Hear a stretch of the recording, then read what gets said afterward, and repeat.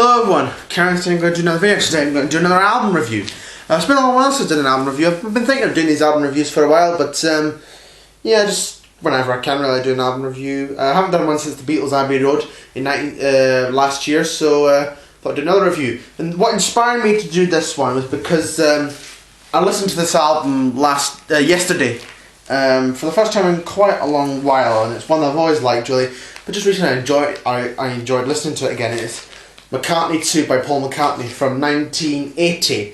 So this video I'm going to talk about the album, show you my copies of the album, go over each song and talk about them. So McCartney II was released on the 16th of May 1980. It was Paul's 10th overall album, but second proper album.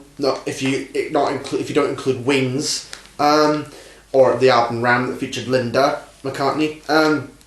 It was recorded in the summer of 1979 at his home in Scotland, at his farmhouse in Scotland.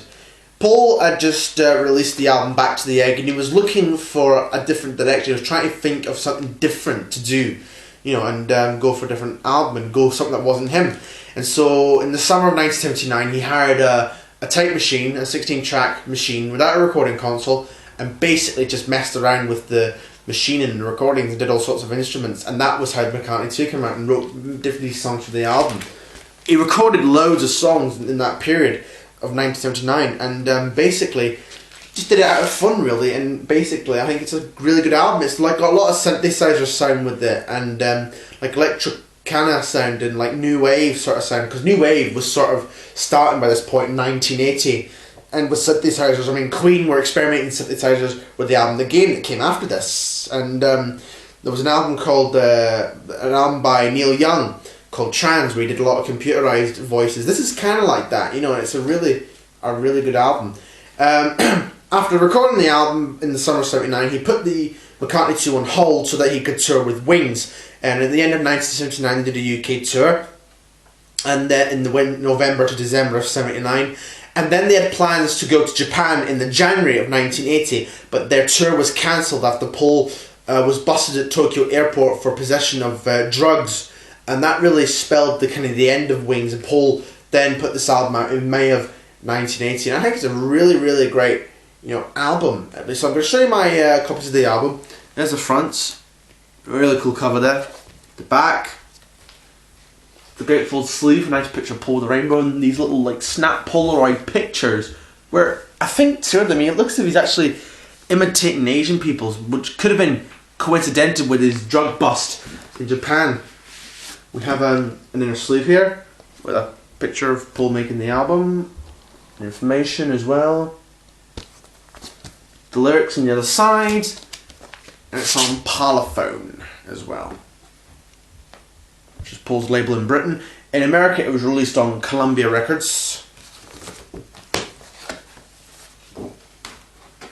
And I think also in 1980 Paul gave an interview to a magazine to promote the album, and they even released it as a record. This is called the McCartney Interview. This was given to Musician magazine in August of 1980.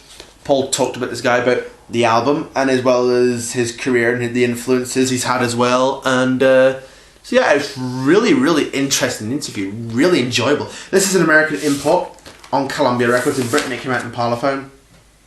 It's the label there.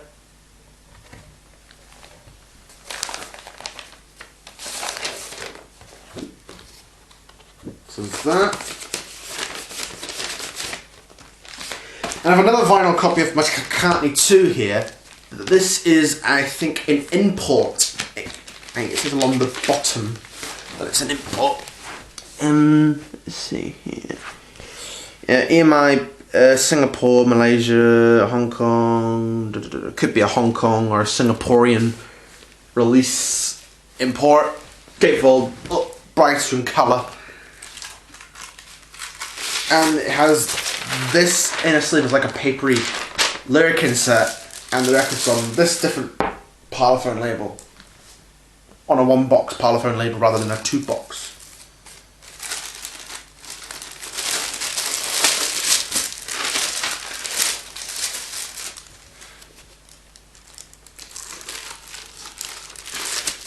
There we are. Slide it back in.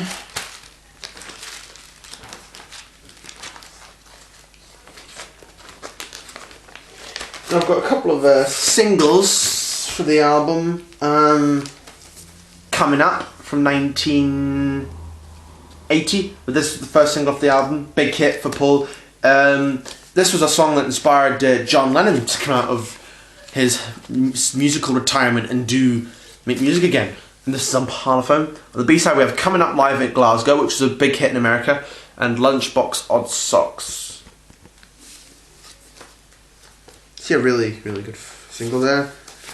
Waterfalls, this isn't in its original, it doesn't have its picture sleeve unfortunately, but we'll Check My Machine on the other side. It's also in a Pie record sleeve, but this is a Parlophone record. I've got a couple of CDs. Now I've got two of these. This one's from the Archive collection, which are really, really good. This is the single disc edition. It's coming apart a bit there, but this is the disc. Makes it look like a record, which is quite cool. These came out in 2011. There's the booklet there with like pictures and lyrics. But if you want to get McCartney II as a CD, I recommend you get this one. This is the 2 CD deluxe version, which is really, really cool to have. It has like a lot more bonus audio from like unreleased songs from the McCartney II sessions, and a lot more photos than that the first one does. Like some I've never seen before, like this one. That's quite a cool one, working at the keyboards.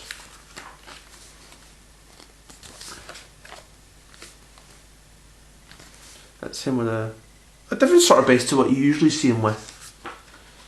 That's the gatefold picture. I think that's Linda.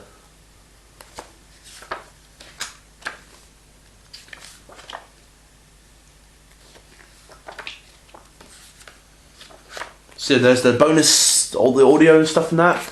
And all the other archive releases, all of those are ones that were available at the time, and those ones that were coming, and these have all now since been released.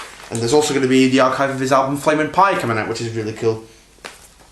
But let's get to the album, McCartney II. So we start this album off with Coming Up. What a great way to start off this album, Coming Up, really a coincidence. But yeah, this is a great song. It's got a great drum beat to it, you know, great guitar. And the video for Coming Up as well is great. It has Paul like dressing up as different, you know, people. I think he's dressing up as one of the people from Sparks. Buddy Holly, I think. He also dresses up, and he also dresses up as Beatle Paul as well. So that's really quite cool. It's just really, really a cool video to see Paul dressing up as different people and different musicians as well. Yeah, really good song that Coming Up. One of my favourite McCartney solo songs.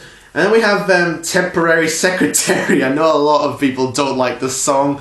I think it's a fun, upbeat song, really. It's just really... Lyrics are a bit cheesy, but it is a good, fun, upbeat song. I do quite like this song, Temporary Secretary. I'm not afraid to admit that. Then we have On the Way. This is kind of like a slow, bluesy kind of song. It's got good guitar work and good beat, you know. I think... it's really a song, but it is good. But I don't think it's one that I wouldn't consider one of McCartney's strongest. It is good, do like it, but it's not one that I would really consider playing outside of this album, really. But anyway, then we have Waterfalls. Waterfalls is just a nice, slow, soft keyboard ballad. You know, nice lyrics to it as well. It's just a nice, soft song for the album, really. You know. If Nobody Knows, which is quite an upbeat rocker, it's good. Again, but like On the Way, not one I would really consider playing outside of this album, but it's good. Then we have Turn It Over to Side 2, we have Front Parlour. It's a very cool synthesizer instrumental. There's like 2 instrumentals in this album, this is the first of them. It's just a really cool synthy instrumental that lasts for 3 minutes. And yeah, it kind of sounds like a Jean-Michel Jarre kind of piece, that song. I think it's really, really nice piece. Then we get Summer's Day Song, a nice soft song. This was originally an instrumental, but then Paul added some lyrics to this one. Doesn't really have that many lyrics, but it is a nice soft, slow song. Just, yeah, one of my favourite McCartney songs. Then we have Frozen Jap. This is probably my favourite instrumental on the album. It's like a nice upbeat, you know, instrumental with like a lot of nice keyboards on it. So yeah, I think it's a really good, nice song.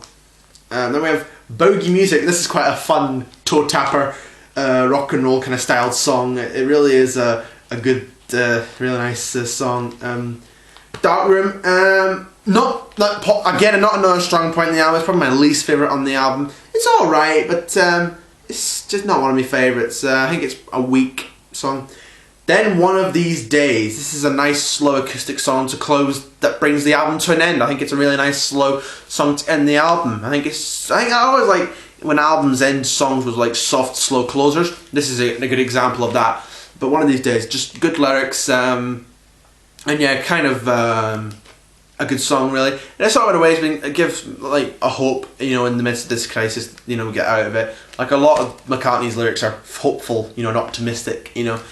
It's there we are. I hope you enjoyed this review of McCartney II. I know it's quick, but yeah, I just felt like doing a video and talking about this album. You know, it's one of my favourite McCartney albums. It's definitely my top 10 solo Beatles albums. If I was to do a video about that, this would definitely be on it. Don't know where exactly it would be, but yeah, it would definitely be in the top 10 favourite solo Beatles albums if I was to make that video. But anyways, hope you enjoyed this video. Like, comment, subscribe, and I will see you again on the next video.